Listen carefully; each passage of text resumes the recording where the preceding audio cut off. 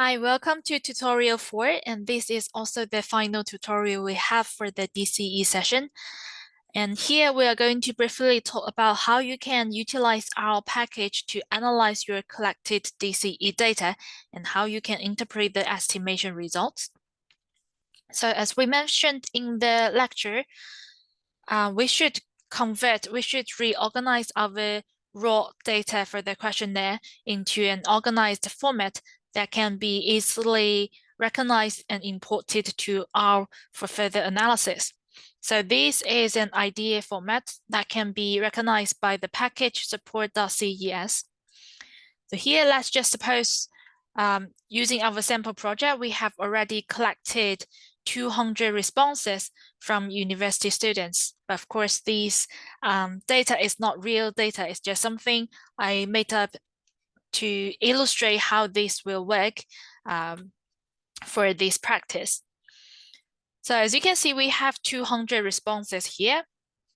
But because we did not use a block design, we only have one block for all respondents, which means that all of them will receive the same value, the value of 1 in the block column. And in these experiments, we have a total of 18 choices, and we capture respondents' responses to each of these choices from column C to column T. Here, Q1 refers to the first choices, in which the respondents are asked to evaluate 2 different job opportunities, job opportunity A and job opportunity B. And after evaluating different attributes and attribute levels, the respondents were asked to indicate which job opportunity they prefer. So here, respondent 1 chose the job opportunity B, and that's why he or she gets a value of 2 here. This means that option B is selected for this choice set. But for respondent 4, he or she chose to prefer job opportunity A, and that's why the value of 1 is indicated here. So in this experiment, we only have 2 alternatives, the job opportunity A and job opportunity B. But as you may already notice, we have a value of 3 here in the responses for a choice set. This number of 3, this value of 3 refers to the selection of opt-out option, which means that the respondent would choose neither of the 2 options presented to them, and they prefer to choose neither of those job opportunities. And that's why he or she gets a value of 3 under this column. So after you get this data set ready, ideally we should save this as a CSV file format rather than the Excel format, so that because CSV is a format that can be easily recognized and imported to R later. So after we save this, we will need to load our data set into our session. So, but of course, first of all, before we start doing anything, we should load our package that we will use later. Let's load the support.ce package first, and then we should load our DCE data into R. So this can be done using different methods, but because we already have the CSV file, we will just call this file and we load this data from a database. So to do this, we can, yes, already copy and paste this R command here. So this is the R command to load our CSV file to R. And here I specify the location where I save my CSV file. You should replace it to your folder location. And let's run this R command. And here we already successfully loaded our CSV file into R.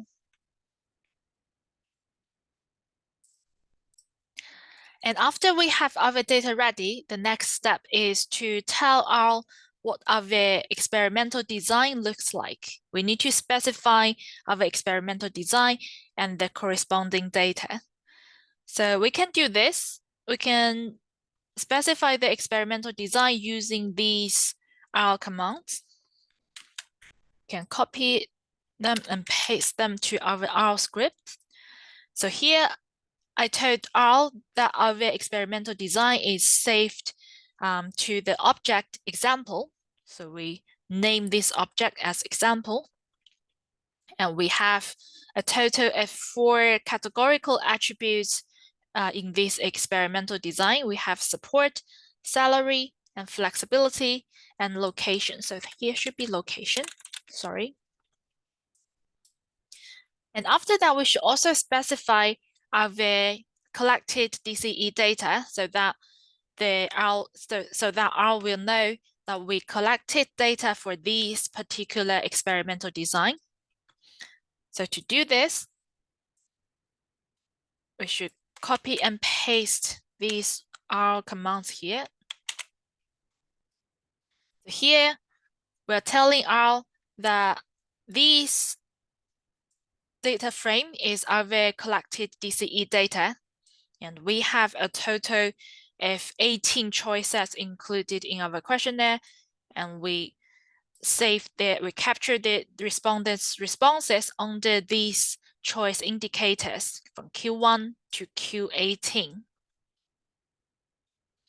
And our design matrix is saved to the object DESMAT, DESMAT. So we can run these R commands to specify our experimental design and the corresponding DCE data. So just clicking run, we have already successfully completed the preparation steps for analyzing DCE data. So for performing the estimation, we will need to utilize another R package that is called survival for performing conditional logic estimation with the DCE data. So to use this package, because we haven't yet installed this package to our current R session yet, we will first need to install package. We call this package called survival, and let's run the installation. And it has already been successfully downloaded and installed in our R session. And let's load the package first before we can use it. Survival. Or you can directly copy and paste from your tutorial worksheet. Let's run this package. So now we can use the package survival to perform conditional logic estimation with our collected DCE data. So here we can copy and paste these R commands here.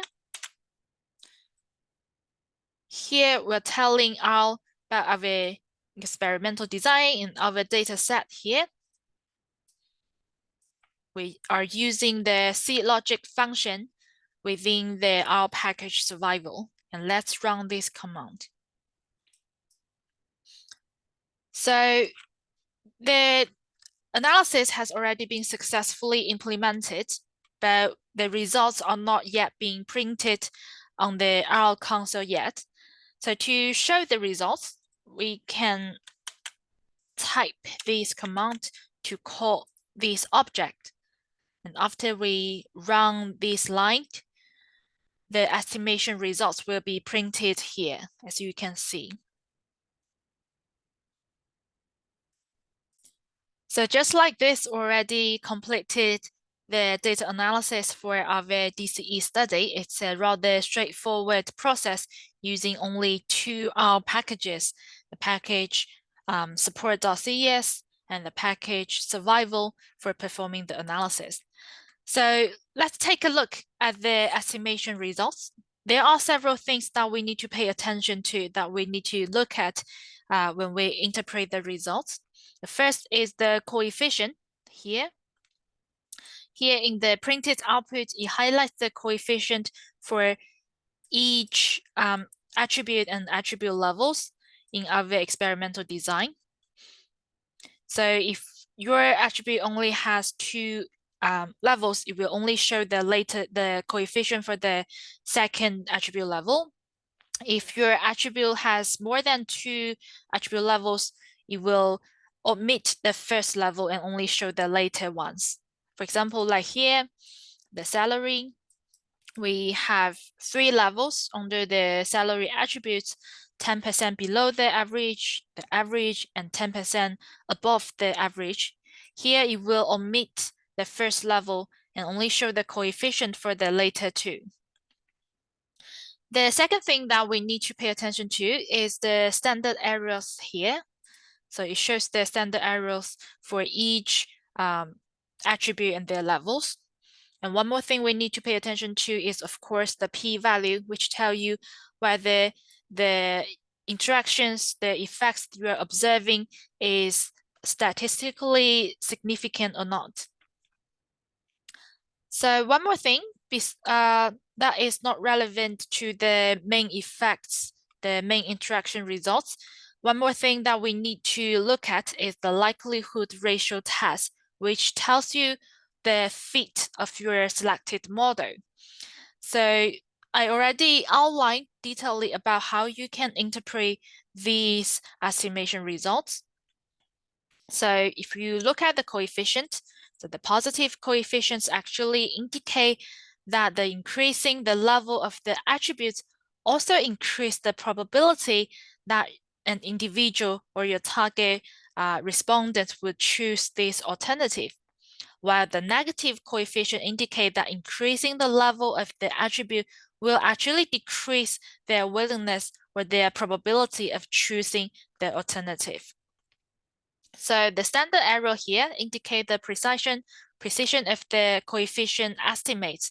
These SE values reflect the variability of the coefficients that we would expect to see if we were to repeatedly sample from the same population and estimate the model. When the standard errors of the coefficients are small, we can be confident and say that it suggests that the estimates are precise and has low variability across different samples. So based on these estimation results, we can interpret our results as follows, as I specified in the tutorial worksheet. We can say that among the attribute levels, none of the levels for the support and salary attributes were statistically significant because of their large p-values. We only observed 2 significant values, which are for the attribute location, where your job opportunity is located, where the company is located. So for the location attribute, the suburban and urban levels had significant positive effects on the probabilities of choosing an alternative, which means that respondents, the university graduates in our study, they prefer to select a job located in suburban or urban areas over a job located in rural areas. And if we look at the size of coefficients, we will find that urban area is most preferred by our respondents because it's much larger, much bigger than the suburban attribute level. So we can say that the working in an urban area is most preferred and is most valued by university graduates when they consider their first jobs after graduation. So one more thing that we need to pay attention to is the likelihood ratio test, as I just mentioned. So this line provides the results of a likelihood ratio test, which tell you whether the model as a whole provides a better fit to the data rather than a model with no attributes. So in this case, our p-value of the likelihood ratio test is very, very small. It's close to 0. So these suggest that the model with the attributes is a significantly better fit to the data than the ASC only model. So ASC here refers to alternative specific constant, which assumes that the preference for the alternatives is constant across all choices and is not influenced by any changes in your attributes and attribute levels. which means that for a ASC only model, it suggests that no matter how we change the levels, the values of attributes that we use to describe a job opportunity, it will not influence individuals' willingness to accept that job opportunity. So here, because of a very small p-value, it suggests that our model with attributes and with varying attribute levels is a better fit to the data than the ASC only model. So that is how we can analyze the DCE data and interpret the estimation results. Thank you very much, and that will be the end of this tutorial.